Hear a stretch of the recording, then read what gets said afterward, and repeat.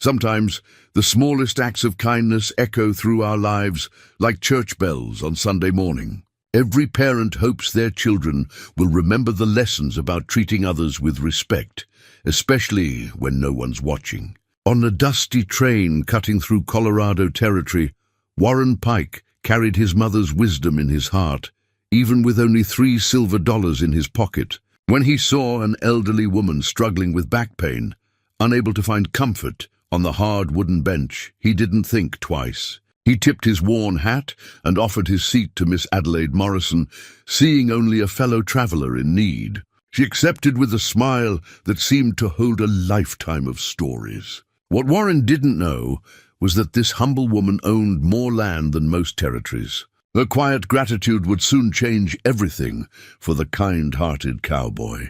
What happens when generosity meets unexpected fortune? Before we jump back in, tell us where you're tuning in from, and if this story touches you, make sure you're subscribed, because tomorrow I've saved something extra special for you. The train car settled into a gentle rhythm as it carved its way through the Colorado territory, wheels clicking against steel rails like a steady heartbeat. Warren Pike adjusted his position on the hard wooden floor beside the bench, his back against his worn leather satchel. He'd given up his seat without a second thought. And now he watched as Miss Adelaide Morrison finally found some relief from the pain that had been etching lines across her weathered face. She was a handsome woman, probably in her 60s, with silver hair pinned back in a simple bun beneath a plain brown bonnet. Her dress was modest but well-made, the kind a shopkeeper's wife might wear to church on Sundays. Nothing about her suggested wealth or station, just another frontier woman making her way west, same as countless others who'd taken this route before. Warren touched the small silver locket hanging beneath his shirt, a habit he'd carried since his mother's passing 3 winters ago. Margaret Pike had been the finest woman he'd ever known, raising him alone after his father died in a mining accident when Warren was barely 12. She'd worked her fingers to the bone, keeping their small ranch afloat, teaching him that a man's worth wasn't measured in the coins in his pocket, but in how he treated his fellow human beings, especially the ones who can't do nothing for you in return, she'd always said, her voice carrying that gentle authority that mothers possess. That's when you find out who you really are, son. Those words had guided him through more scrapes than he cared to count. They'd guided him when he'd lost the ranch to creditors after a harsh winter killed most of the cattle. They'd guided him when he'd worked odd jobs from Denver to Santa Fe, always sending what little he could spare to help other folks down on their luck. And they'd guided him now, sitting on this train floor, with his last $3 silver weighing heavy in his vest pocket, heading toward what he hoped might be steady work in the mining camps near Leadville. You didn't have to do that. Young man, Adelaide said softly, her voice carrying the refined accent of someone who'd received proper schooling. I could have managed. Warren tipped his hat. Yes, ma'am, I'm sure you could have. But my mother taught me that managing and being comfortable are 2 different things entirely. He smiled, the kind of genuine expression that reached his eyes. Warren Pike, at your service. Adelaide Morrison, she replied, studying his face with keen intelligence. And I do appreciate the kindness. My back isn't what it used to be, I'm afraid. The train conductor, a burly man named Fisher with graying whiskers, made his way down the aisle checking tickets. Warren noticed how Adelaide's plain leather travel bag never left her side, how she kept one gloved hand resting protectively on its worn surface. The bag looked ordinary enough, scuffed brown leather that had seen considerable use, but something in the way she guarded it suggested it held more than just a traveling woman's necessities. Tickets, please, Fisher announced, his voice carrying the authority of a man who'd been working the rails for decades. Warren produced his worn ticket to Leadville, watching as Adelaide opened her bag just enough to retrieve her papers. For the briefest moment, he caught a glimpse of what lay inside, not the simple belongings he might have expected, but neat stacks of documents tied with ribbon, what appeared to be official papers bearing wax seals, and the corner of what looked like a leather-bound ledger. She closed the bag quickly, but not before Warren noticed the quality of the items within. Too fine. Too organized for a simple frontier woman. Much obliged, Fisher said. Moving on to the next passengers, the train carried a diverse collection of travelers that autumn day. A young family with 2 small children occupied the seats across the aisle, the mother trying to keep the little ones entertained while the father dozed fitfully. Behind them, a traveling salesman sorted through his samples of patent medicines and household goods. Near the front, a stern-faced preacher read from a well-worn Bible, occasionally glancing up to frown at the card game being played by 3 rough-looking men. In the back corner, Warren had learned to read people. During his years of wandering, it was a skill that kept a man alive when he didn't know where his next meal was coming from. The card players were trouble, the kind who'd pick a fight over a disputed hand just to relieve their boredom. The preacher was the sort who saw sin in a man enjoying a drink after a hard day's work. The salesman was harmless enough, probably supporting a family back east with his modest earnings, but Adelaide Morrison, she was different. She carried herself with quiet dignity, but there was something else there, a confidence that came from being accustomed to having her words carry weight. The way she'd handed her ticket to the conductor, polite but without the deference most frontier women showed to officials. The quality of her gloves, which were plain but made of fine leather. The careful way she modulated her voice, as if she was used to being listened to when she spoke. "Are you traveling far, Mr. Pike?" Adelaide asked, breaking into his observations. "Leadville, ma'am. Heard there might be work in the mines there. Been looking for something steady for a while now." Warren saw no shame in admitting his circumstances. Honest work was nothing to apologize for. "And before that? Have you always been a miner?" Warren chuckled, the sound warm and genuine. "No, ma'am. Raised cattle mostly. Had a small spread south of Denver. Lost it a few years back when the winters got too harsh and the creditors got too impatient." He shrugged. "Been taking whatever work comes along since then. Drove cattle up from Texas, worked as a deputy sheriff for a spell, even tried my hand at prospecting." Adelaide nodded thoughtfully. "You don't seem bitter about it." "Bitterness is a luxury I can't afford," Warren replied. "Besides, my mother always said that dwelling on what you've lost just keeps you from seeing what you might gain." Something in Adelaide's expression softened at that. "Your mother sounds like she was a wise woman." "The wisest I ever knew." Warren's hand moved unconsciously to the locket beneath his shirt. "She'd have liked you, I think. She had a good eye for quality in people."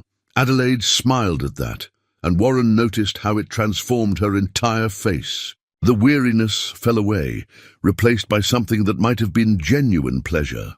"That's quite a compliment, coming from her son."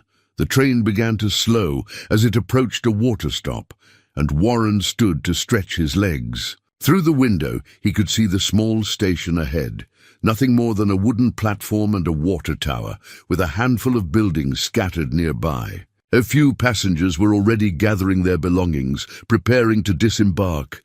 "Can I fetch you anything while we're stopped, Miss Morrison? Water, perhaps? Something to eat?" Adelaide's eyes showed surprise at the offer. "That's very thoughtful, but you needn't." "No trouble at all. I was planning to stretch my legs anyway." Warren touched the brim of his hat. "Besides, it's what neighbors do for each other out here." As he made his way toward the door, Warren missed the look of profound sadness that crossed Adelaide's face at his words. She watched him help an elderly passenger with his bags, saw him tip his hat to the station master's wife, observed the easy way he moved among people, treating everyone with the same courtesy, regardless of their station. When Warren returned with a tin cup of fresh water and a piece of cornbread wrapped in cloth, Adelaide accepted them gratefully. "The station master's wife insisted you have this," Warren said, settling back down on the floor. "Seems she took a shine to you when I mentioned you were traveling alone." Adelaide's throat tightened slightly. When was the last time someone had simply been kind to her without wanting something in return? When had anyone last treated her as just another person, instead of as an opportunity? "You're very thoughtful, Mr. Pike, both you and the station master's wife." Warren watched as she ate the simple cornbread with genuine appreciation. Not the forced politeness of someone unused to plain food. Another small mystery about Adelaide. Morrison, she seemed equally at home with modest fare as she was with the finer things her bag suggested she possessed as the train pulled away from the station and settled back into its rhythmic journey. Adelaide found herself studying her unexpected companion. Warren Pike was perhaps 30 years old, with the lean build of a man who'd worked hard for everything he'd ever had. His clothes were clean but patched in places, his boots worn but well cared for. His face was honest, with laugh lines around dark brown eyes that seemed to see the good in everything around him. There was something else about him too, a quiet strength that had nothing to do with physical prowess. The way he'd given up his seat without hesitation, fetched her water and food without being asked, helped other passengers with their burdens. These weren't the actions of a man trying to impress anyone. They were simply who he was.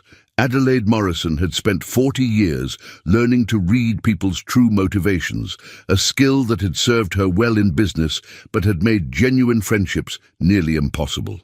Everyone wanted something, a loan, an investment opportunity, a connection to her vast holdings. Even her own lawyers and business managers approached her with careful calculation, measuring every word for its potential profit. But Warren Pike had offered her his seat before he knew her name, had fetched her water and food without knowing whether she could repay the favor, was treating her with simple human kindness because that's what his mother had taught him was right.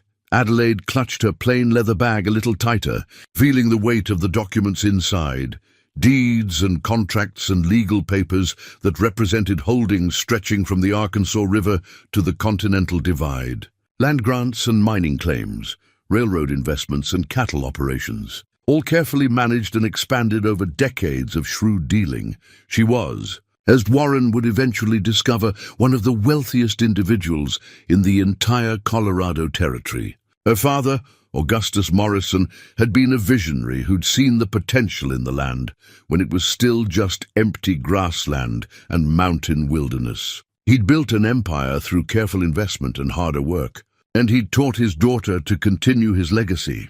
But Augustus Morrison had also taught her something else, something that had become increasingly important as the years passed and the wealth grew. The measure of our success isn't in what we accumulate, Adelaide, but in whether we remember how to be human beings while we're accumulating it. Looking at Warren Pike, kind, generous Warren Pike, with his $3 silver and his mother's wisdom, Adelaide wondered if she'd forgotten that lesson somewhere along the way. When had she stopped being Adelaide Morrison the woman and become Adelaide Morrison the business empire? When had simple human connection become so rare in her life that a stranger's courtesy could move her nearly to tears? The train continued its journey through the Colorado landscape, carrying two souls who had no idea how profoundly they were about to change each other's lives. Warren dozed fitfully against his satchel, one hand still unconsciously touching the locket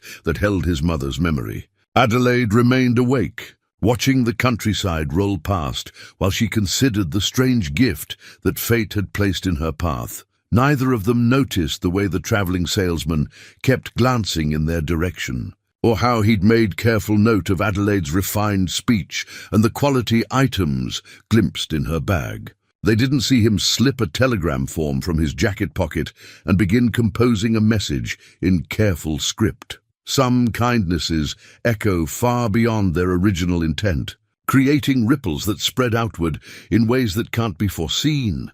Warren Pike's simple gesture of offering his seat was about to set in motion a chain of events that would test everything both he and Adelaide believed about trust, loyalty, and the true meaning of wealth. But for now, in the gentle rocking of the train car, there was just a cowboy and a lady sharing the quiet companionship of fellow travelers, neither knowing that their lives had already begun to intertwine in ways that would prove stronger than blood, deeper than money, and more enduring than the mountains themselves. The train's whistle pierced the morning air as they approached Cedar Junction, a modest settlement that had grown around the crossing of two rail lines.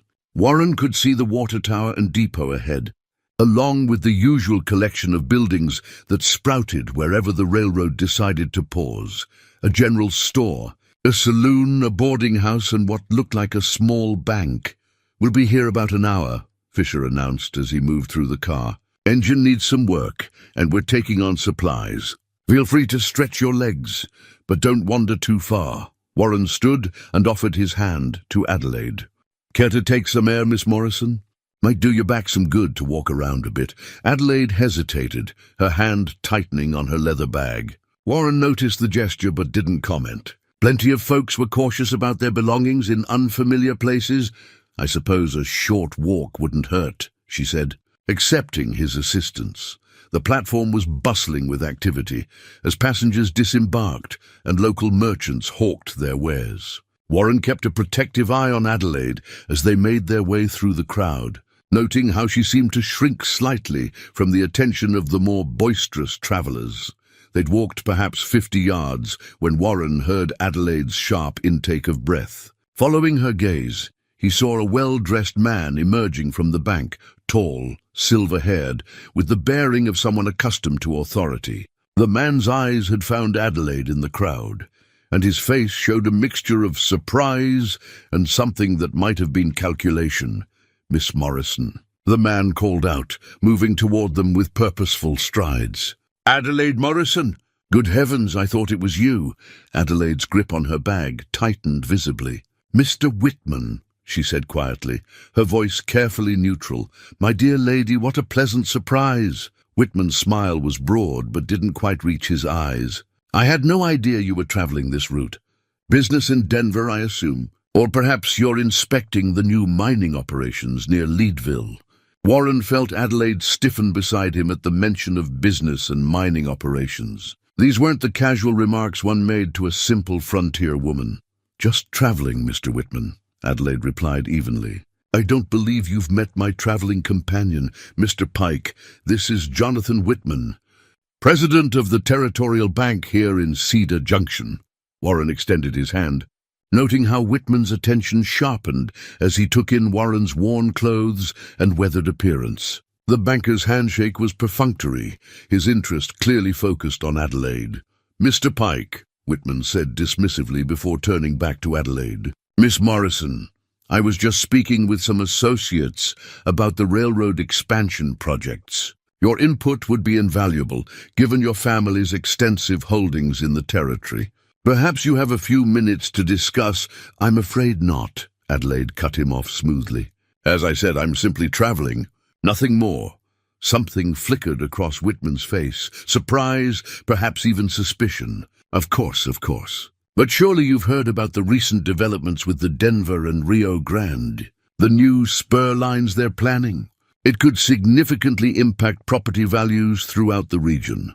Warren watched this exchange with growing puzzlement. Holdings, property values, railroad impacts. These weren't topics typically discussed with ordinary passengers.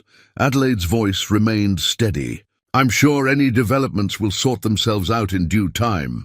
Now, if you'll excuse us, we should return to the train. But Whitman wasn't finished. Miss Morrison, I hope you don't mind me saying, but you seem different somehow. More reserved than usual. Is everything quite all right? You know that if there are any concerns about your accounts or investments, the bank is always at your service. The words hung in the air like smoke from a gun barrel. Warren felt the ground shift beneath his understanding of who Adelaide Morrison really was. Accounts? Investments? And what had Whitman meant about her family's extensive holdings? Adelaide's composure never wavered, but Warren could see the tension in her shoulders. Everything is fine, Mr. Whitman. Thank you for your concern. As they walked away, Warren's mind raced with questions. Behind them, he could hear Whitman speaking in low tones to another man who'd emerged from the bank. Something about telegrams and important information. Miss Morrison, Warren said quietly as they reached the edge of the platform. I couldn't help but notice.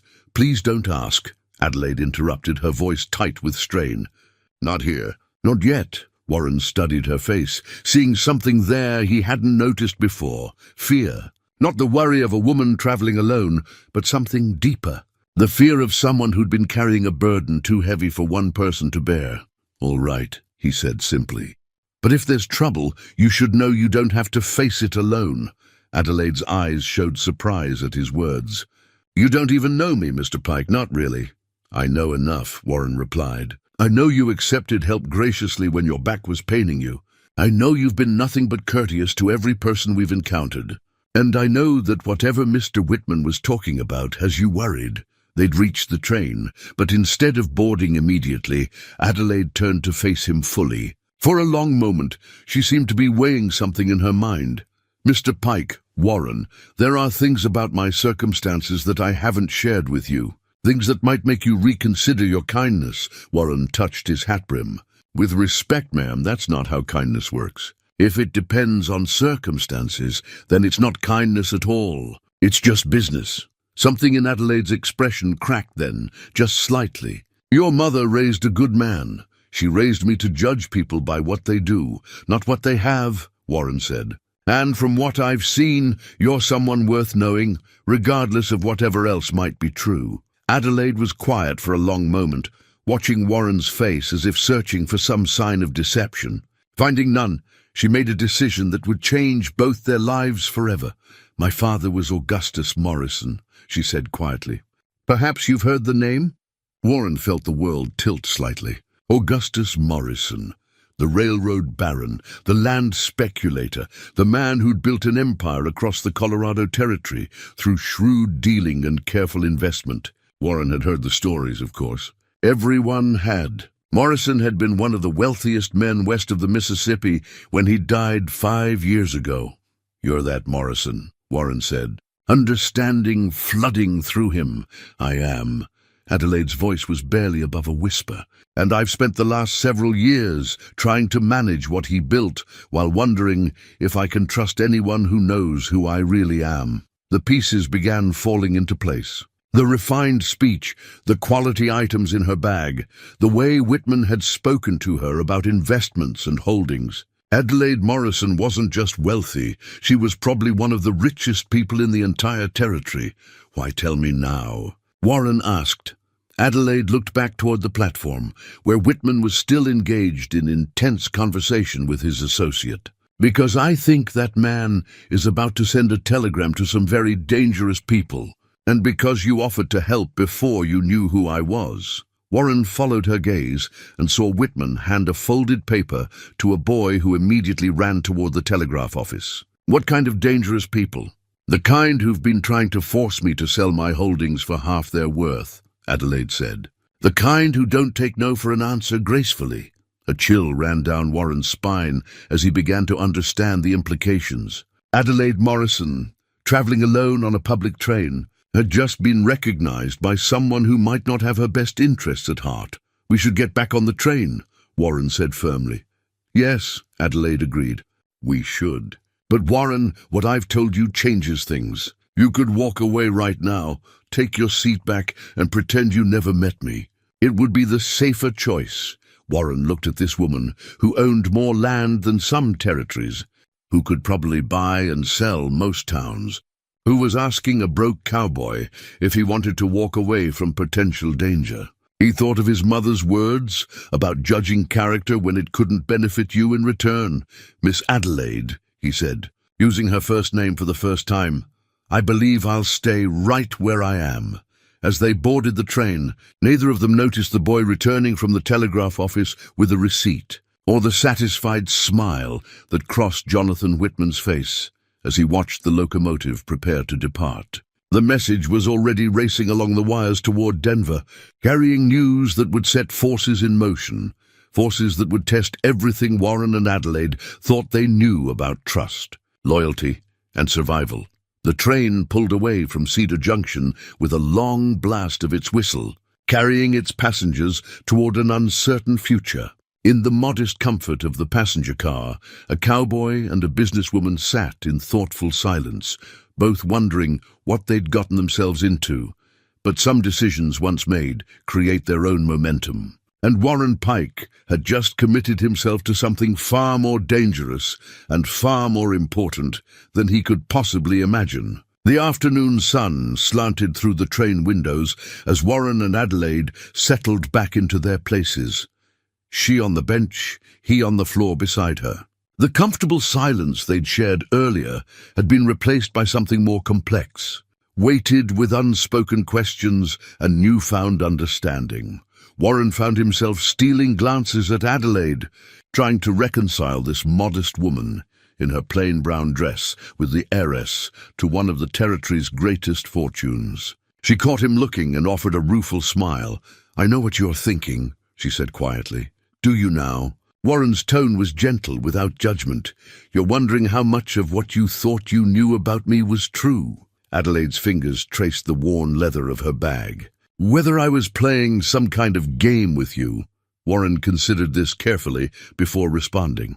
"Actually, I was wondering why a woman who could afford to travel in a private rail car chose to ride with the rest of us common folk." Adelaide's surprise showed clearly on her face. "That wasn't what I expected you to ask. My mother used to say that how a person chooses to live tells you more about them than what they could afford to live like," Warren explained. "You could have had your own car, your own servants, probably your own train if you wanted. But here you are, sitting on a hard bench, eating cornbread from a station master's wife, and grateful for both."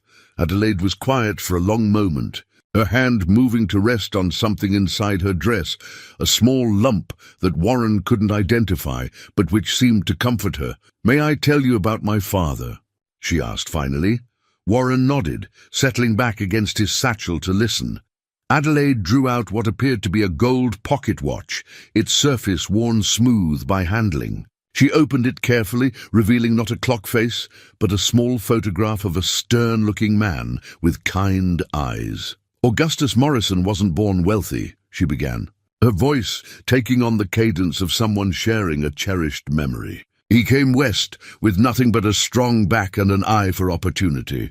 When I was young, he used to take me with him when he inspected his properties. Not in a fancy carriage, but on horseback, sometimes camping under the stars." Warren watched as Adelaide's thumb traced the edge of the photograph. "He sounds like a good man." He was. "But more than that, he was wise about people." Adelaide looked up at Warren. "He taught me that the measure of someone's character has nothing to do with their circumstances and everything to do with how they treat others when they think no one important is watching." "Sounds like he and my mother would have gotten along fine," Warren said with a smile. Adelaide's expression grew more serious. "Before he died, he made me promise him something. He said that all the land and money in the world wouldn't mean anything if I forgot how to recognize genuine goodness in people. He was worried that wealth would make me suspicious of everyone's motives, that I'd end up alone and bitter." Warren could hear the pain in her voice. "Has it? Made you suspicious, I mean?" "More than I'd like to admit," Adelaide said honestly. "For the past 5 years, every conversation I've had, every friendship I've tried to maintain, every business dealing I've made, there's always been this question in the back of my mind. What do they really want from me?" She closed the watch and held it in both hands. "Until today. Until a broke cowboy offered me his seat without knowing who I was or what I could do for him." Warren felt heat rise in his cheeks. "That wasn't anything special, Miss Adelaide. Just common courtesy. That's exactly what makes it special," she replied. "Do you have any idea how rare common courtesy becomes when people know you're wealthy? How every kindness comes with an expectation attached?" Warren was beginning to understand the loneliness in Adelaide's eyes, the careful way she'd guarded her words and possessions. "Must be a hard way to live." "It is. Which is why I travel like this sometimes. Dressed plainly, staying in modest hotels, taking public transportation. It's the only way I can meet people who'll treat me like a human being instead of a business opportunity." The train swayed gently as it rounded a curve, and Warren caught sight of the card players in the back still engaged in their game. One of them, a lean man with cold eyes, had been glancing in their direction more frequently since they'd reboarded. "Miss Adelaide," Warren said carefully, "I don't want to worry you unnecessarily, but that fellow in the back, the one in the black vest, he's been paying us considerable attention." Adelaide followed his gaze discreetly. "You think he overheard our conversation with Mr. Whitman?" "Could be. Or could be the telegram Whitman sent is already bearing fruit." Warren's voice carried a note of concern. How many people know you're taking this route? Adelaide's face paled slightly. Very few. My business manager in Denver, my lawyer, the housekeeper at my ranch. I specifically chose this route to avoid the main lines, where I might be recognized, and yet Whitman knew you immediately, Jonathan. Whitman has been trying to convince me to invest in his bank for 3 years, Adelaide said with distaste. He's also been acting as an intermediary for some other parties who've been making offers on my land. Warren's attention sharpened. What kind of offers? The kind that aren't really offers at all, Adelaide said grimly. More like ultimatums. Sell at their price or face consequences. What sort of consequences? Adelaide hesitated, then seemed to make a decision. Accidents. Mysterious problems with my cattle. Workers who suddenly decide they'd rather work elsewhere. Equipment that breaks down under suspicious circumstances. Warren felt a cold anger building in his chest. They've been threatening you? Not directly. Nothing that could be proven in court. But the message is clear enough. Adelaide's voice carried a weariness that spoke of months or years of constant pressure. They want my land, particularly the railroad grants my father secured. With those holdings, they could control transportation through half the territory. Who are they? Adelaide glanced around to make sure no one else could hear. A group of investors calling themselves the Western Development Consortium, led by a man named Bartholomew Crenshaw. He's been systematically buying up or forcing out smaller landowners throughout Colorado and Wyoming.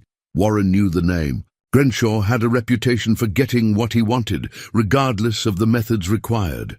And you've been fighting them alone?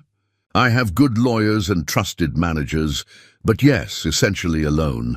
My father had business partners he could rely on, but most of them have either died or been bought out by Crenshaw's people. Warren studied Adelaide's face, seeing the strain of carrying such a burden without support. Why haven't you just sold? Taken the money and started over somewhere else? Adelaide's grip tightened on her father's watch. Because it's not just about the money.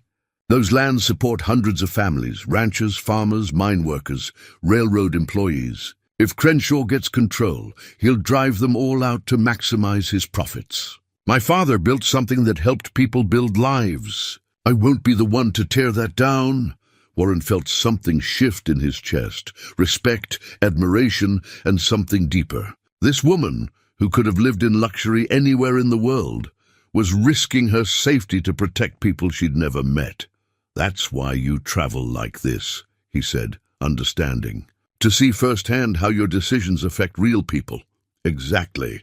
A decision made in a boardroom in Denver looks very different when you're sitting next to the families it will impact. Warren glanced back at the man in the black vest, who was now speaking quietly to his card-playing companions. Miss Adelaide, I think we need to consider the possibility that your location is already known to people who don't have your best interests at heart.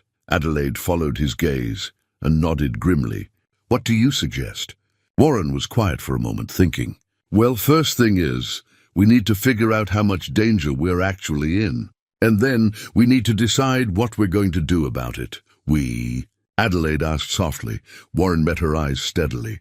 Unless you'd rather handle this alone. Adelaide's expression softened with something that might have been relief.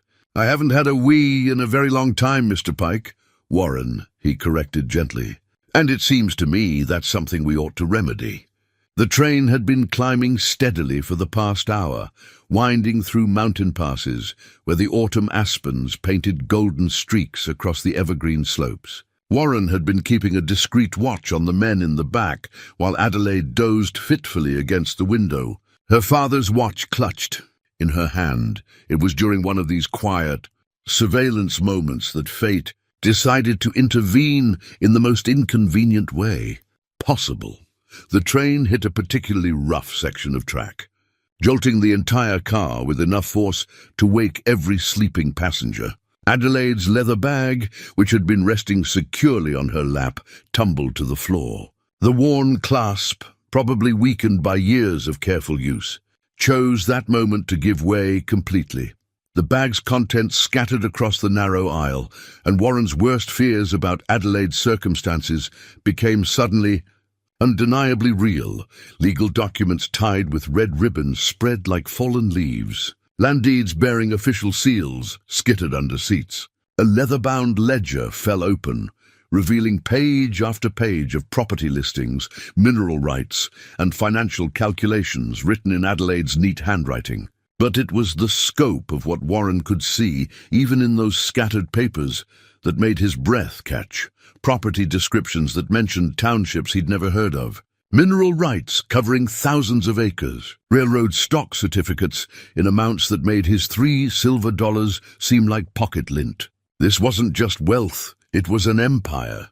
Warren immediately dropped to his hands and knees, trying to gather the papers before other passengers could get a good look. But it was too late. He could hear the whispers starting, could see heads turning in their direction. "My God," Adelaide whispered, her face pale as she knelt beside him. "Warren, I'm so sorry.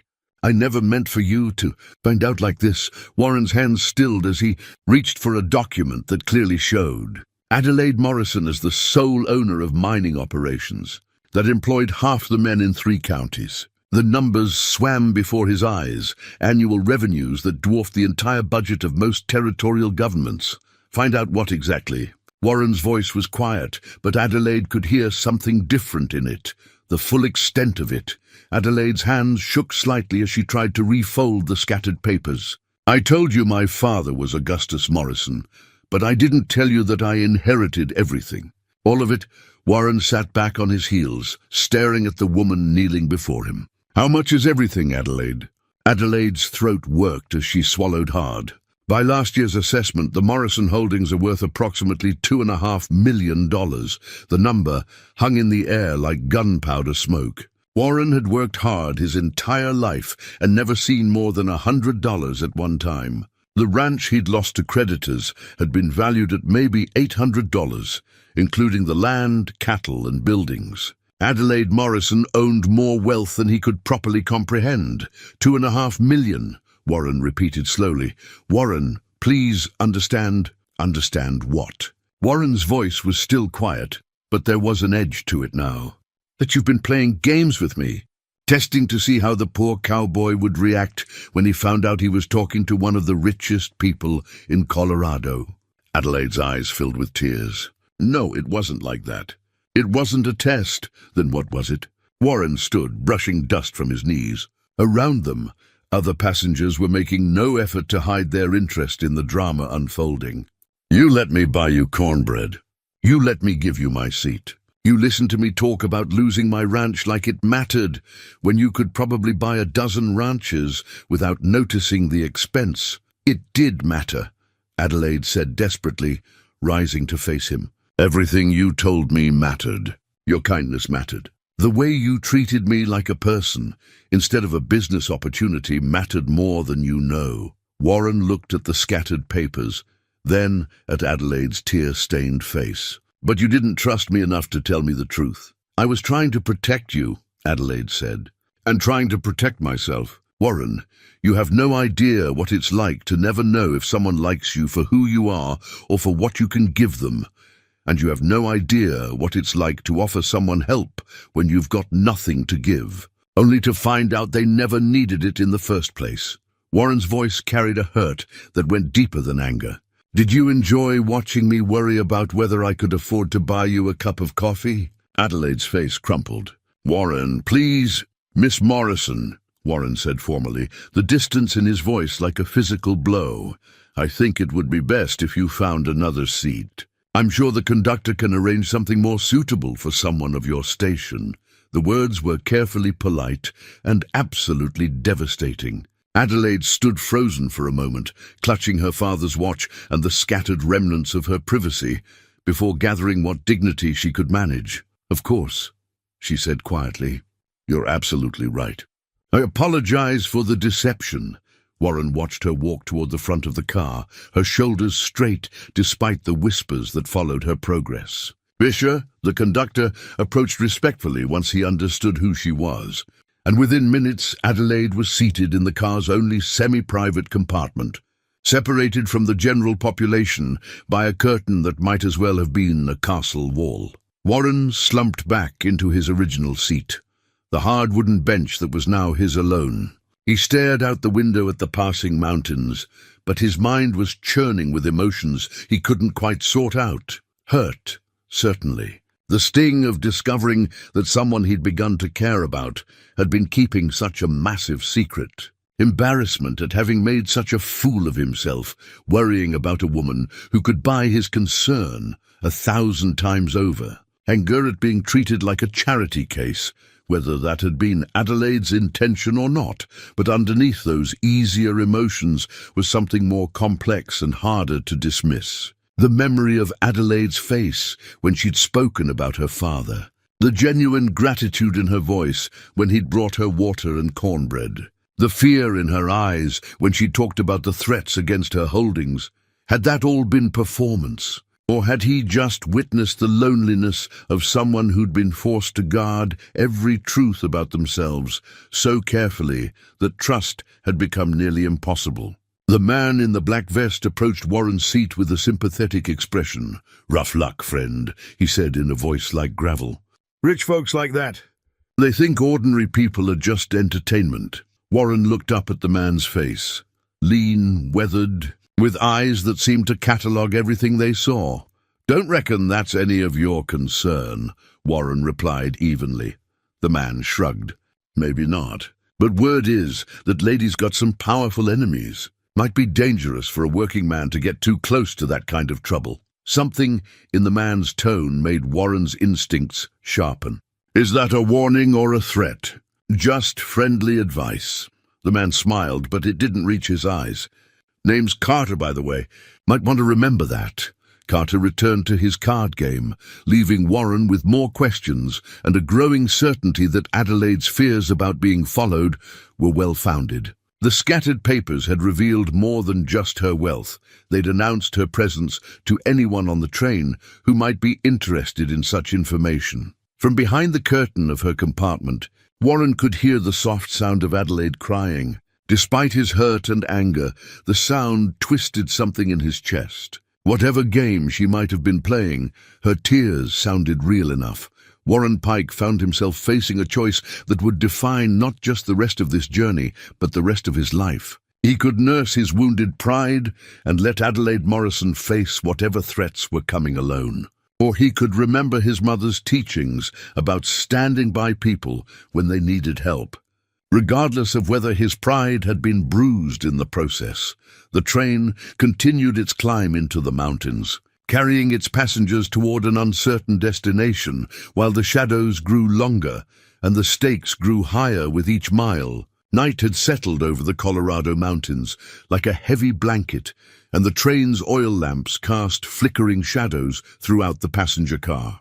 Warren had spent the better part of 3 hours staring out the window, wrestling with his conscience and losing the battle.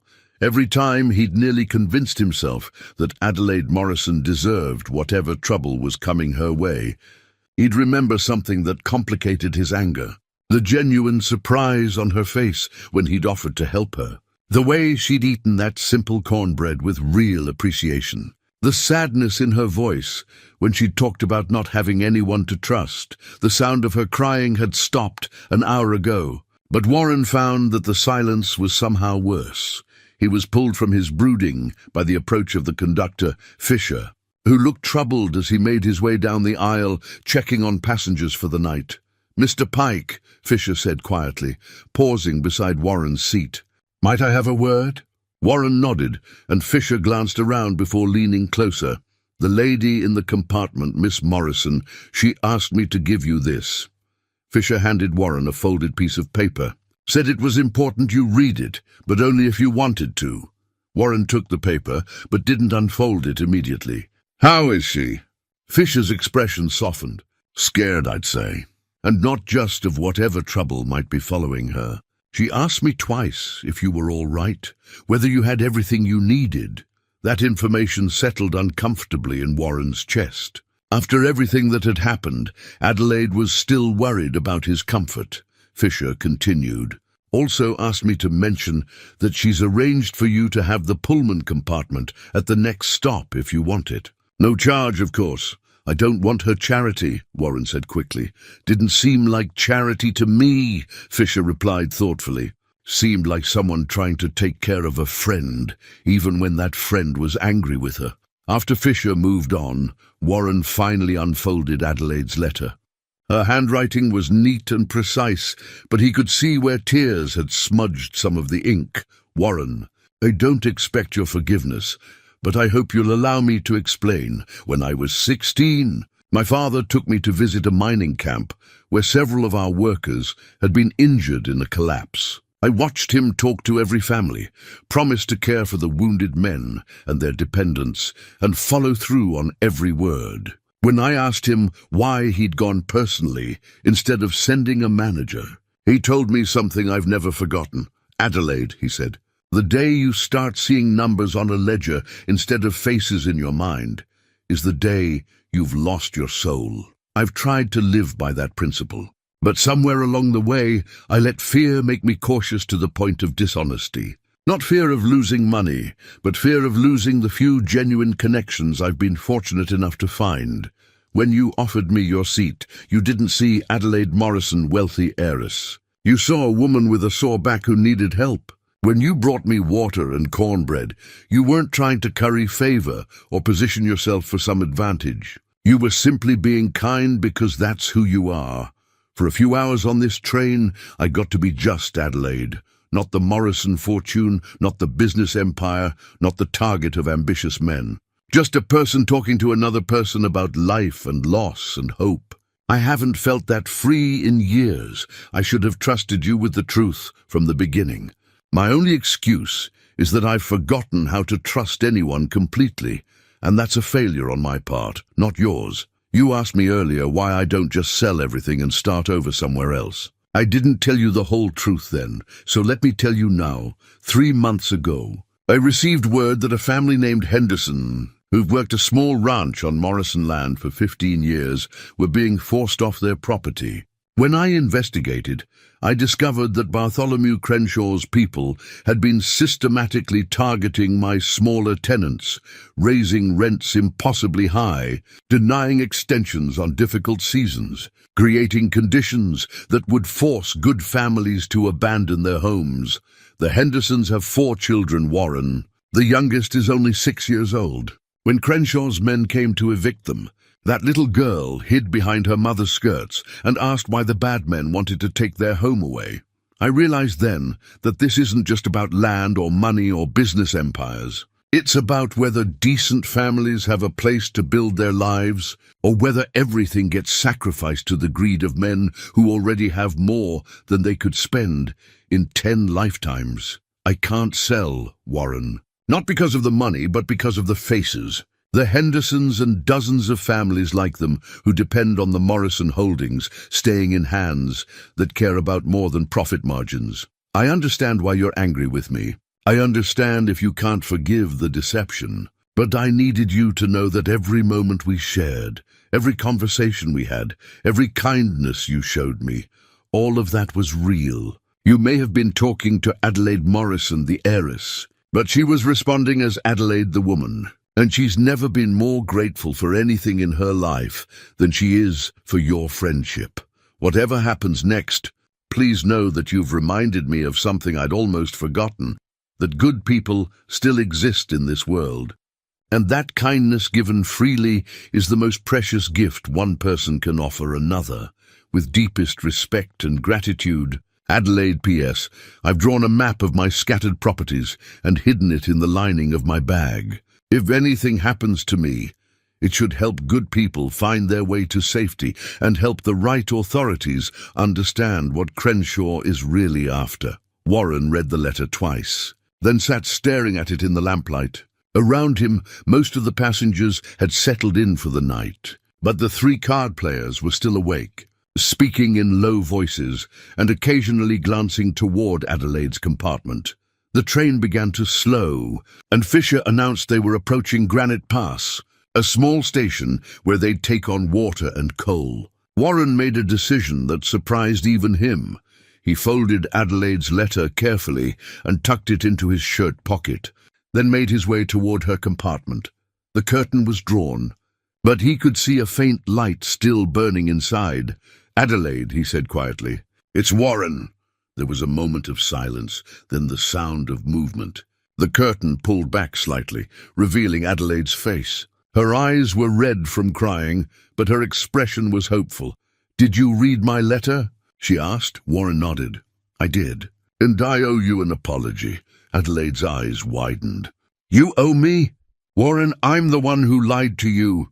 "You protected yourself," Warren corrected. "There's a difference. And after thinking about it, I realized that everything you showed me about who you are was true. The rest was just details." Adelaide's hand went to her throat, where Warren could see the edge of what looked like a simple gold chain. "Warren, There's something else," Warren interrupted, glancing toward the card players. "I think you're right about being followed. That man Carter has been asking questions about you, and his friends have been taking turns watching your compartment." Adelaide's face paled. "How many of them do you think there are?" "At least 3 on this train that I've spotted." "Could be more." Warren met her eyes steadily. "Adelaide, I need to ask you something important, and I need you to tell me the absolute truth. Anything. Just how dangerous is Bartholomew Crenshaw? Are we talking about a man who'll use legal pressure and business tactics, or are we talking about someone who might actually hurt people?" Adelaide's silence was answer enough, but she spoke anyway. 2 months ago, a newspaper editor in Denver started investigating Crenshaw's business practices. He was found dead in an alley, apparently killed by robbers. But his notes on the Crenshaw story had been taken, while his wallet and watch were left behind. Warren felt a chill that had nothing to do with the mountain air. "And you've been fighting this man alone." "I've been trying to be careful, to work within the law, to build a case that would expose him without putting innocent people at risk." Adelaide's voice was barely a whisper. "But I'm starting to think that's not going to be enough." Warren was quiet for a moment, thinking. When he spoke again, his voice carried a resolution that surprised them both. "Well then," he said, "I guess we'd better figure out how to stay alive long enough to put a stop to him." Adelaide's eyes filled with tears again, but this time they seemed to be tears of relief. "Warren, you don't understand what you're agreeing to help with. Crenshaw has resources, connections, men who'll do anything for money. You could be killed." Warren thought of his mother's teachings, of the little Henderson girl hiding behind her mother's skirts, of Adelaide's loneliness and fear. He thought of what kind of man he wanted to be when the moment came to choose between safety and doing what was right. "Adelaide," he said firmly, "we all die of something. I'd rather it be while standing up for something worthwhile than hiding from something important." As the train pulled into Granite Pass Station, Warren Pike and Adelaide Morrison began planning their next moves, unaware that Bartholomew Crenshaw's web was already tightening around them. The stop at Granite Pass stretched longer than expected, with the engineer reporting problems with the locomotive that would require at least 2 hours to repair. Most passengers disembarked to stretch their legs and find a hot meal in the small depot restaurant. But Warren remained alert, watching the movements of Carter and his companions. Adelaide had returned to sitting beside him, their earlier conflict resolved, but replaced by a deeper understanding of the danger they faced. As they watched their fellow passengers through the window, Warren made a decision that would change everything. "Adelaide," he said quietly, "there's something I need to tell you, something I should have mentioned before." She turned to study his face. "What is it?" Warren reached into his travel bag and withdrew something wrapped in oiled cloth. When he unfolded the material, Adelaide's breath caught. Nestled inside was a cavalry saber, its brass hilt worn smooth by use, the steel blade nicked but well maintained. "This belonged to my father," Warren said, his voice heavy with memory. "Captain James Pike, 3rd Colorado Cavalry. He carried it through more battles than I can name." Adelaide stared at the weapon, then at Warren. "Your father was military?" 20-year career. Fought in the Indian Wars, served as a territorial marshal afterward. Warren rewrapped the saber carefully. What I didn't tell you earlier is that I followed in his footsteps for a while. Enlisted when I turned 18. Served 5 years as a cavalry scout and later as a deputy marshal in Pueblo County. The information settled between them like a missing piece of a puzzle finally clicking into place. Adelaide's perception of Warren shifted dramatically as she realized she'd been traveling with someone far more capable than the simple cowboy he'd appeared to be. "Why didn't you tell me this before?" she asked. "Same reason you didn't tell me about your money, I suppose," Warren replied with a rueful smile. "Sometimes the past is more complicated than the present needs to know about." Adelaide was quiet for a moment, processing this revelation. "What made you leave law enforcement?" Warren's expression darkened. "Got tired of seeing wealthy men buy their way out of justice while poor folks went to prison for stealing bread to feed their families. Last straw was when a railroad baron named—" He stopped abruptly. "Named what?" Adelaide pressed. Warren met her eyes.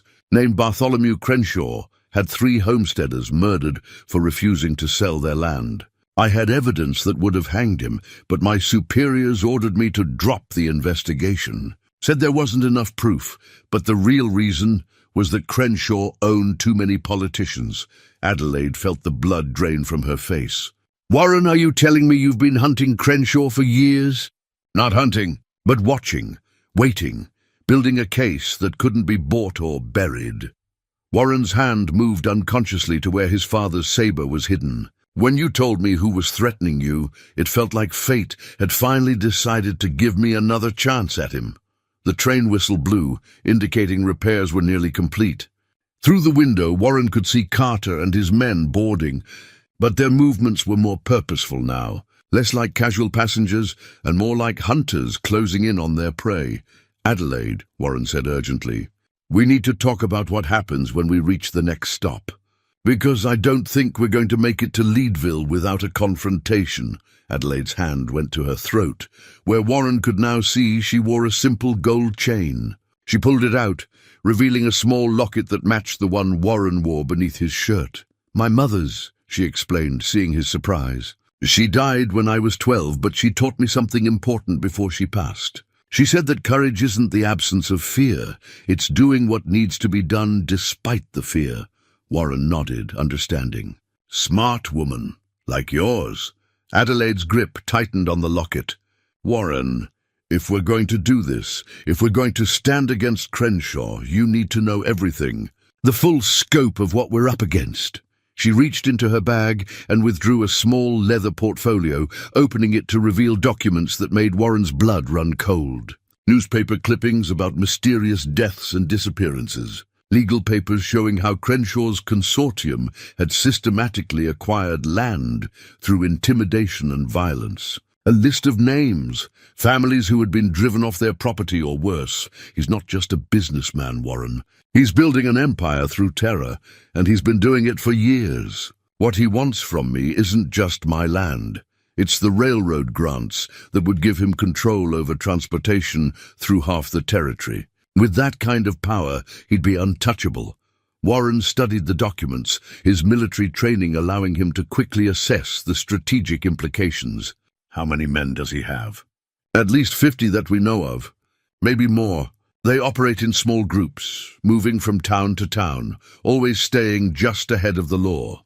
Adelaide's voice was grim. "And he has allies in territorial government, federal marshals on his payroll, judges who owe him favors." "But he doesn't have everything," Warren said thoughtfully. "Or he wouldn't need to resort to having you followed on trains." "He's worried about something," Adelaide nodded. "The evidence. I've been gathering proof of his crimes for 2 years, building a case that even his bought judges couldn't ignore. But I've been careful to keep it secret, never trusting anyone with the full truth. Where is this evidence now?" Adelaide's hand went to her bag. "Some of it's with my lawyers in Denver. But the most damaging material, the documents that directly link Crenshaw to the murders, I keep with me." Warren felt a chill of understanding. "Which means, if anything happens to you, the evidence disappears and Crenshaw wins." Adelaide met his eyes steadily. "Which is why I can't let anything happen to me. Too many people are counting on justice being served." The train began to move again, pulling away from Granite Pass and climbing toward the high mountain passes. Warren could see Carter moving through the car, ostensibly checking on passengers, but actually positioning himself and his men for something. "Adelaide," Warren said quietly, "I need you to listen to me very carefully. I think Carter's about to make his move, probably when we reach the next isolated stretch of track. When that happens, I need you to stay low and do exactly what I tell you." Adelaide's face paled, but her voice was steady. "What are you going to do?" Warren's hand moved to rest on his travel bag, where his father's saber waited. "What I should have done 5 years ago when Crenshaw murdered those homesteaders. What my father would have done if he'd been in my position. Warren, there are 3 of them, maybe more." "You can't fight them all," Warren smiled. And Adelaide saw something in his expression that reminded her that beneath the kind cowboy exterior was a man trained in warfare and justice. "Adelaide," he said softly, "you hired the right man for this job, even if neither of us knew it at the time." The train continued its climb into the mountains, carrying them toward a confrontation that had been years in the making. In the growing darkness outside, the peaks loomed like silent witnesses to the justice that was finally coming for Bartholomew Crenshaw. But first, Warren Pike and Adelaide Morrison would have to survive the night. The train had been climbing steadily for an hour when it suddenly began to slow, the rhythmic clacking of wheels on rails growing sluggish. Warren felt his muscles tense as he recognized the signs. This wasn't a scheduled stop. "Engine trouble again," Fisher announced, but something in the conductor's voice didn't ring true. Warren caught the man's eye and saw fear there.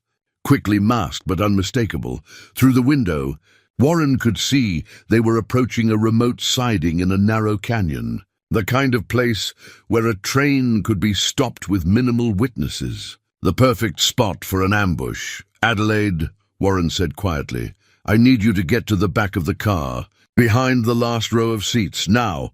But before Adelaide could move, the train lurched to a complete stop, with a screech of brakes that suggested this halt had nothing to do with mechanical problems. Carter was already on his feet, moving toward them with purposeful strides, his companions flanking him on either side. "Afternoon, folks," Carter said, his earlier pretense of friendliness completely abandoned. His hand rested casually on the grip of a revolver at his hip. "Seems we've got ourselves a little situation here."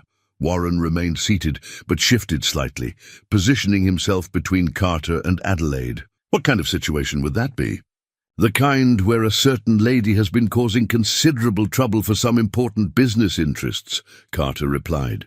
"Nothing personal, you understand. Just business." It was then that Fisher approached from the front of the car. But Warren's blood ran cold when he saw that the conductor was carrying a telegram in his shaking hands. "I'm sorry." "Miss Morrison," Fisher said, his voice barely above a whisper. "They made me send word ahead. They said they'd hurt my family if I didn't cooperate." Adelaide's face went white as she reached for her bag, but Carter's voice stopped her. "I wouldn't reach for anything if I were you, Mom. In fact, why don't you just slide that bag over here real gentle-like?" It was then that Adelaide made a discovery that changed everything. As she reluctantly reached for her bag, her fingers brushed against an envelope that hadn't been there before, something that had been slipped inside during their stop at Granite Pass. With trembling hands, she opened it and found a document that made her blood turn to ice. It was a death certificate. Her death certificate, officially signed, sealed, and dated 3 days ago. According to the territorial government, Carter said with a cruel smile, Adelaide Morrison died in a tragic accident near Denver. Terrible shame. But it does mean that all her properties and holdings are now available for proper administration by the Western Development Consortium. Warren saw the paper in Adelaide's hands and felt the bottom drop out of his world. "That's impossible. She's sitting right here," Carter shrugged. "Dead woman can't own property, can't sign contracts, can't testify in court. Far as the law's concerned, whoever this lady claims to be, she ain't Adelaide Morrison. That woman's been dead for 3 days. Adelaide's voice was barely a whisper. "Bartholomew Crenshaw," Smart man, Mr. Crenshaw. Realized it was easier to kill someone on paper than in person. Less messy, fewer questions. And once you're legally dead, well, it's amazing how quickly all your business arrangements can be transferred to more suitable parties. Warren felt fury building in his chest. What about her lawyers? Her business managers? People who know she's alive? Carter's smile turned even crueler. Funny you should ask. It seems like there was a terrible fire at the Denver law offices of Morrison, Whitaker and Associates yesterday. Tragic accident. All the partners killed, all the records destroyed. And her business manager, fellow named Harrison, had his own accident on the way to investigate some property disputes. Thrown from his horse, they say. Broke his neck. Adelaide made her sound like a wounded animal. These weren't just business associates. They were friends, people she'd known for years, people she'd trusted with her father's legacy. You murdered them, Warren said, his hand moving slowly toward his bag. Accidents, Carter corrected. Though I suppose it don't matter much what you call them, seeing as how you two are about to have your own unfortunate mishap. Train derailments can be terrible, dangerous things. It was then that Warren realized the full scope of Crenshaw's plan. This wasn't just theft or intimidation. It was the systematic destruction of Adelaide's entire support network, the complete erasure of her legal existence. Even if they survived this encounter, Adelaide Morrison was officially dead, which meant she had no legal standing to reclaim her properties or challenge Crenshaw's takeover. But Warren had underestimated Adelaide's resourcefulness, just as her enemies had. There's one small problem with your plan, Adelaide said, her voice growing stronger despite the tears streaming down her face. The evidence I've been gathering on Crenshaw's activities? It's not just with the lawyers who are now dead. Carter's confident expression flickered slightly. What are you talking about? Adelaide reached into her dress and withdrew a small key. My father taught me never to keep all my eggs in one basket. The most damaging evidence against Crenshaw, including documentation of the murders he ordered 5 years. Ego and detailed records of every illegal acquisition he's made is locked in a safety deposit box at the Colorado National Bank in Denver. So what? Carter snarled. You're dead, remember? Dead people can't access safety deposit boxes. Adelaide's smile was grim but triumphant. No, but the person I gave the second key to can. Someone who has explicit written instructions to open that box and deliver its contents to the territorial governor and the federal marshal if anything happens to me. Warren stared at Adelaide in amazement. She'd been 3 steps ahead of her enemies the entire time. Carter's face went red with rage. Who? Who has the other key? Someone Crenshaw will never find, never buy, and never intimidate, Adelaide said firmly. Someone who's been watching and waiting for justice just as long as I have. But Carter wasn't finished. Don't matter. We'll find whoever it is. Crenshaw's got people everywhere, connections in every... Not where this person is, Adelaide interrupted. And not in the place they've hidden the evidence. Warren saw Carter's hand move toward his gun and knew the talking was over. In one fluid movement he rolled sideways, upending the bench seat and creating cover, while simultaneously reaching for his father's saber. The train car erupted into chaos as Carter's men drew their weapons, but Warren was already moving with the trained precision of a cavalry soldier. His father's blade sang through the air, and Carter's gun went flying from suddenly nerveless fingers.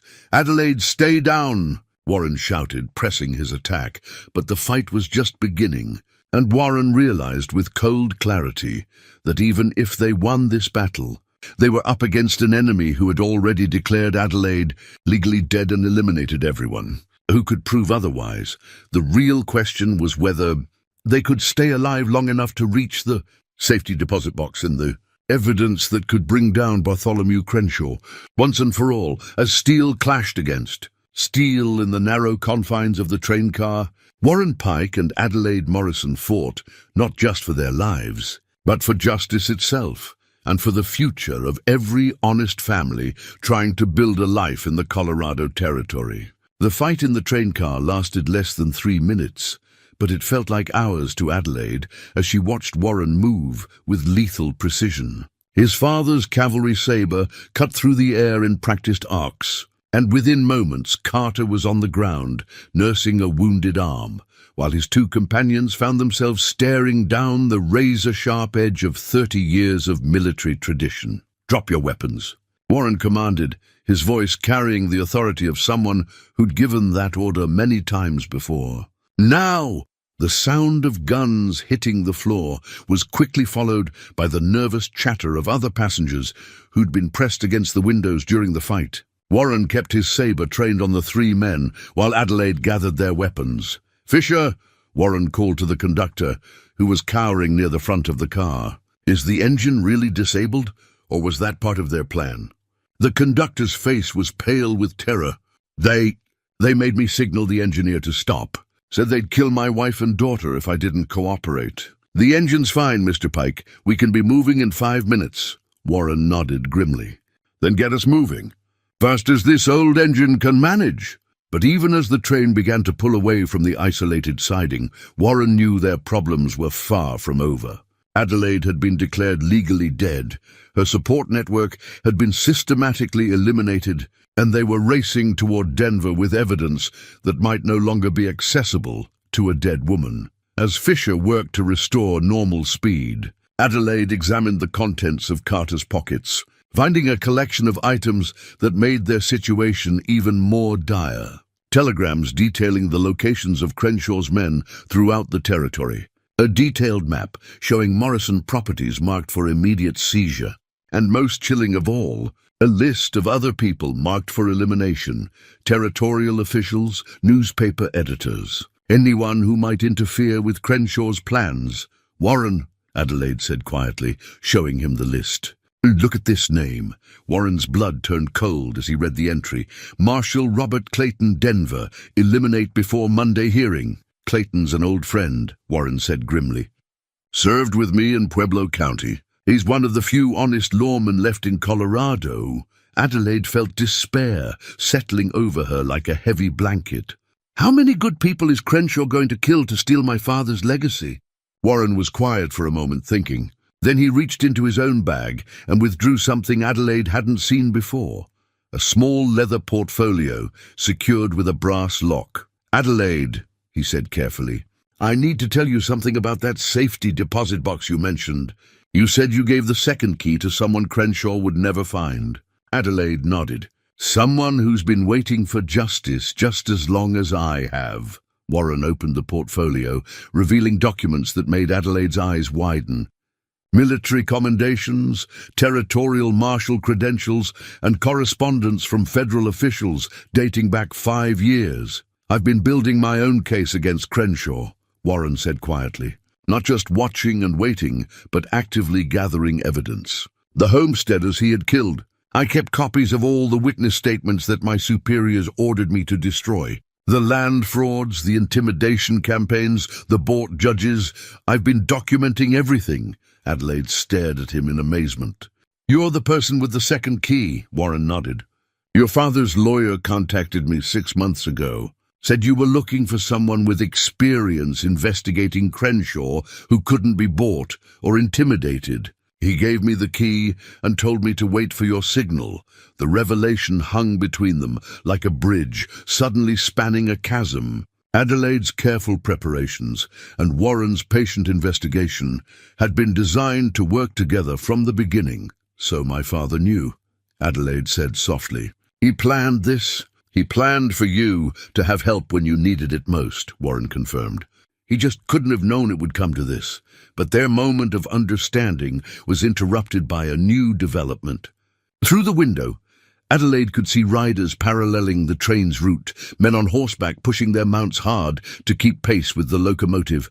"More of Crenshaw's people?" Adelaide asked. Warren studied the riders through the glass. "Could be. Or could be that word's already spread about what happened here. Carter probably had orders to report in at regular intervals." Fisher appeared at Warren's elbow, his face grim with new worries. "Mr. Pike, we've got a problem. Just received a telegram from the station master in Silver Creek. That's our next stop. Says there's been a landslide blocking the tracks ahead. We'll have to take the old mountain route through Devil's Canyon." Warren felt ice form in his stomach. Devil's Canyon was a narrow, winding passage through the mountains with steep drops on both sides and limited visibility around the curves. It was also the perfect place for an ambush. How long to reach the canyon? Warren asked. About an hour at current speed, Fisher replied. Warren made a decision that would determine whether they lived or died. Change course. Head for Copper Ridge instead. Fisher looked confused. But sir, Copper Ridge is abandoned. Nothing there but old mining claims and empty buildings. Exactly, Warren said grimly. It's also where I cached emergency supplies 3 years ago when I was still working as a marshal. Food, weapons, ammunition, everything we'd need for a siege. Adelaide understood immediately. You're not planning to run. I'm planning to end this, Warren replied. Crenshaw's been hunting you like prey, picking off your allies one by one, controlling the battlefield. Time to change the rules. He turned to Fisher. Can you get word to Marshal Clayton in Denver? Tell him Warren Pike needs immediate federal assistance at Copper Ridge. Tell him it's about the Crenshaw investigation. Fisher nodded nervously. I'll send the telegram from our next signal stop. As the train changed course toward the abandoned mining town, Warren began planning their defense. Copper Ridge sat on a plateau overlooking 3 approach routes, with the old mining tunnels providing both shelter and escape routes if needed. More importantly, it was where Warren had hidden something that could change the entire conflict. Adelaide, he said, I need you to understand what we're walking into. Crenshaw's not going to stop with just declaring you dead on paper. He's going to send every man he has to make sure you stay dead. This could get very ugly very quickly. Adelaide's hand moved to her mother's locket, drawing strength from the memory of the woman who'd taught her about courage. Warren, those people on his elimination list, Marshal Clayton, the newspaper editors, the territorial officials, they're all in danger because of evidence I've been gathering. If I run now, if I hide, they'll die for trying to help me seek justice. Warren nodded, understanding the weight of responsibility she carried. Then we make our stand, together. The train began the steep climb toward Copper Ridge as the sun started its descent toward the western peaks. In the fading light, Adelaide could see the abandoned buildings of the mining town perched precariously on the mountainside like weathered monuments to human ambition and failure. But Warren saw something different in those empty structures. He saw fortress walls, defensive positions, and the chance to finally confront Bartholomew Crenshaw on terms that favored justice instead of corruption. As the locomotive whistled its approach to Copper Ridge, Warren Pike and Adelaide Morrison prepared for the fight of their lives, knowing that the next few hours would determine not just their own survival, but the fate of everyone who still believed that right could triumph over might. The abandoned mining town waited in the growing darkness, holding secrets and supplies that would soon be put to the ultimate test. And somewhere behind them, Bartholomew Crenshaw's army of hired killers followed like wolves scenting blood, unaware that their prey had just transformed into hunters. The stage was set for a confrontation that would echo through the Colorado Territory for generations to come. The train wheezed to a stop at Copper Ridge just as the last light faded from the western sky. The abandoned mining town stretched before them like a ghost from another era, weathered buildings clinging to the mountainside, empty windows staring down at the railway platform like hollow eyes. Warren helped Adelaide down from the train car, both of them carrying the weapons they'd taken from Carter and his men.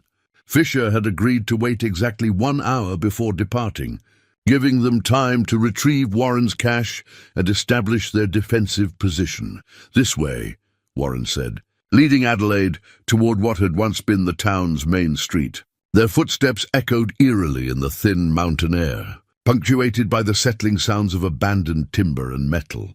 The building Warren sought was the old assay office, a sturdy stone structure built into the hillside, with walls thick enough to stop rifle bullets. Behind a false panel in the back wall, Warren found what he was looking for, a cache that represented 3 years of careful preparation. "My God," Adelaide whispered as Warren revealed the contents. Rifles, ammunition, field rations, medical supplies, and most importantly, a collection of documents in waterproof containers. The original evidence against Crenshaw, Warren explained, lifting out one of the containers. Witness statements, financial records, correspondence between Crenshaw and his hired killers. Everything my superiors ordered me to destroy when they shut down my investigation. Adelaide examined the papers by lamplight, her face growing grim as she read. This is enough to hang him 10 times over.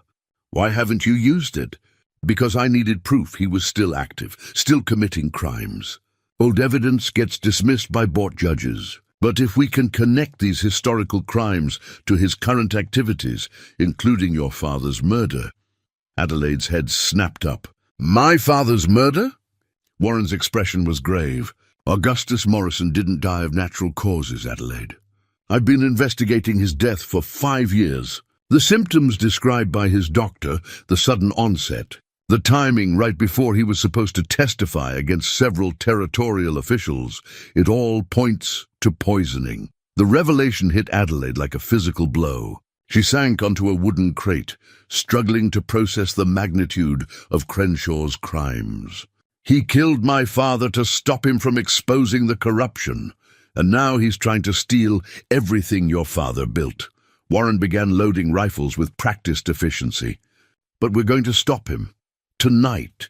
Through the broken windows, they could see lights moving up the mountain road, torches and lanterns carried by riders approaching at a steady pace. Crenshaw's men had found them, just as Warren had hoped they would. How many? Adelaide asked, checking the loads in her revolver. Warren counted the lights through his field glasses. At least 20. Maybe more behind them. He turned to Adelaide with an expression that was both regretful and determined. Adelaide, I need to tell you something. I've been carrying this for 5 years, and if we don't survive tonight, it'll die with me. Adelaide looked up from the ammunition she was counting. What is it?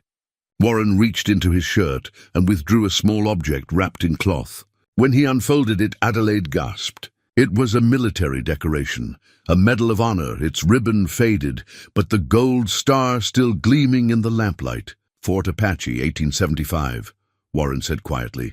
My unit was ambushed by raiders while escorting a supply convoy. I managed to hold off 50 attackers long enough for the wounded to be evacuated. Lost my horse, took 3 bullets, but saved 17 lives that day.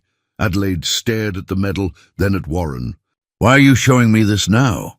Because when those men come up that hill, they're going to find out they're not fighting a broke cowboy and a grieving heiress. They're going to find out they're fighting a decorated war hero and the daughter of the most determined man in Colorado territory. Warren's voice carried a quiet intensity that made Adelaide's heart race. Your father taught you to judge character.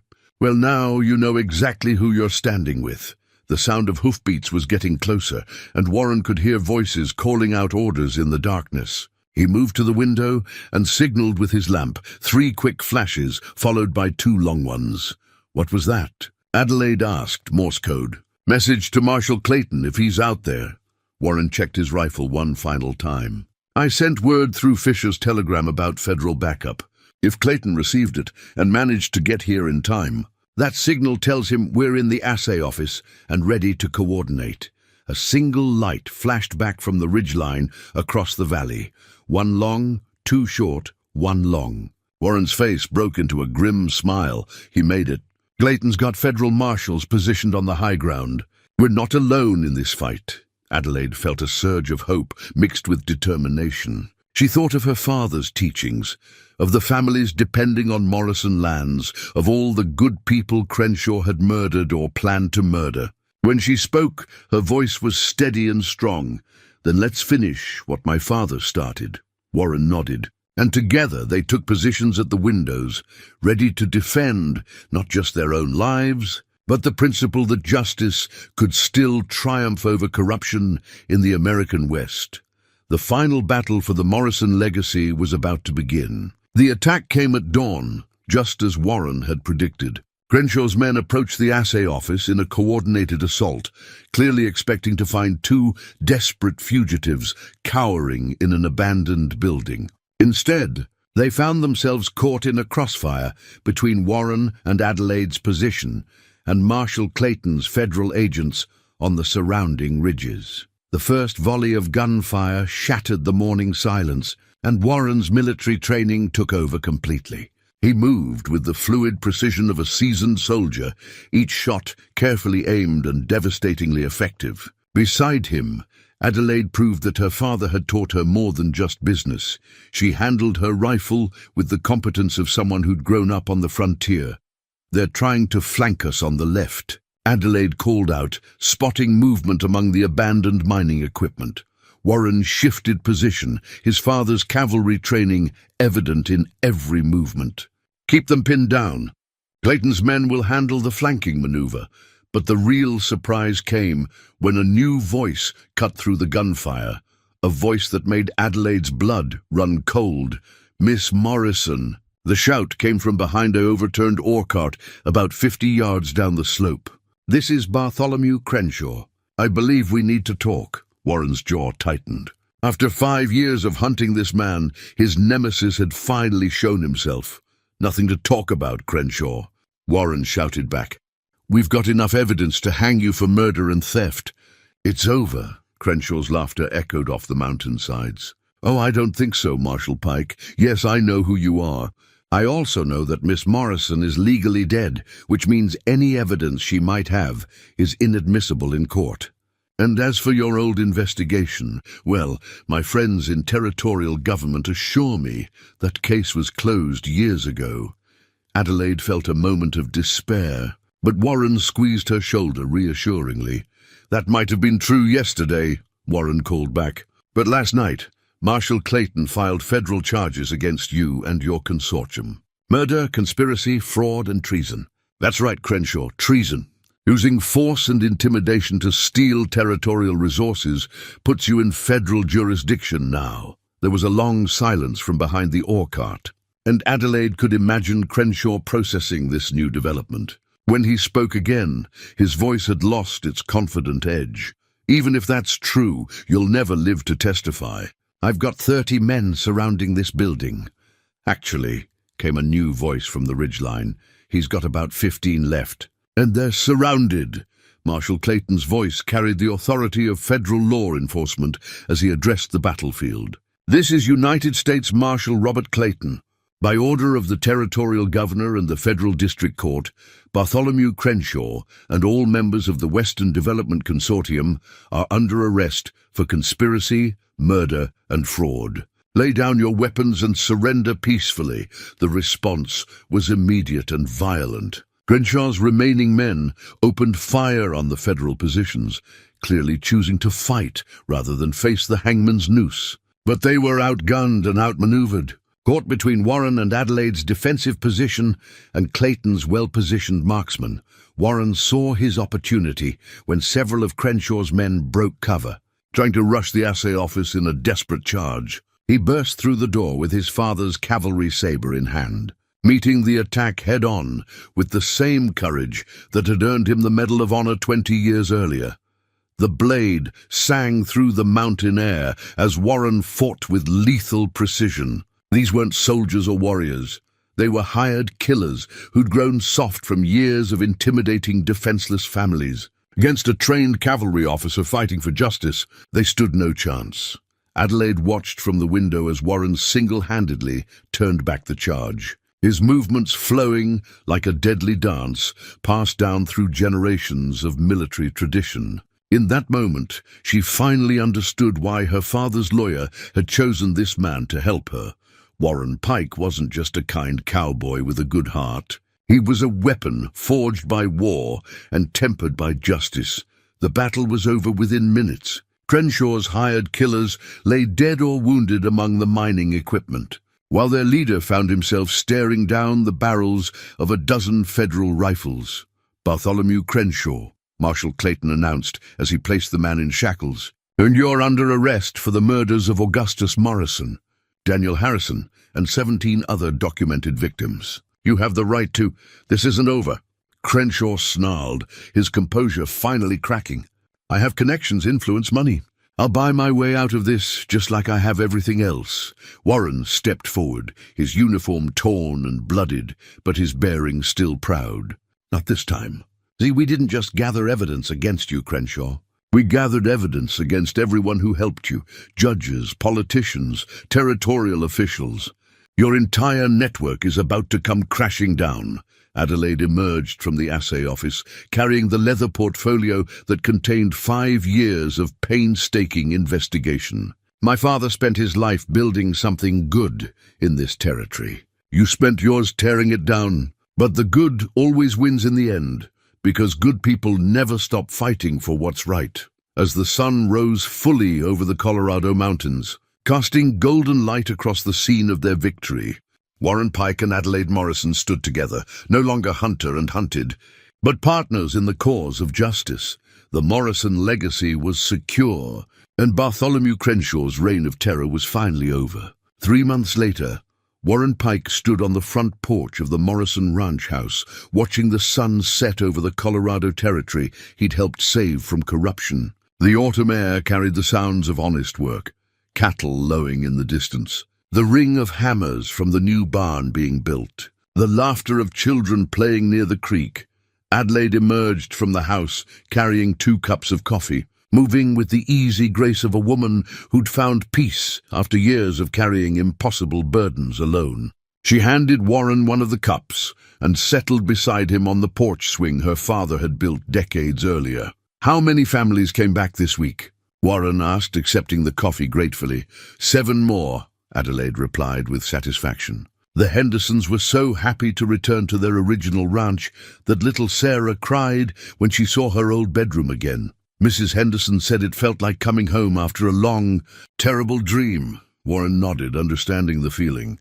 The past 3 months had been a whirlwind of legal proceedings, property restorations, and rebuilding trust with families who'd been driven from their homes by Crenshaw's intimidation campaigns. Adelaide had thrown herself into the work of undoing the damage. While Warren had served as both her business partner and the territory's special investigator, rooting out the last of Crenshaw's corrupt network.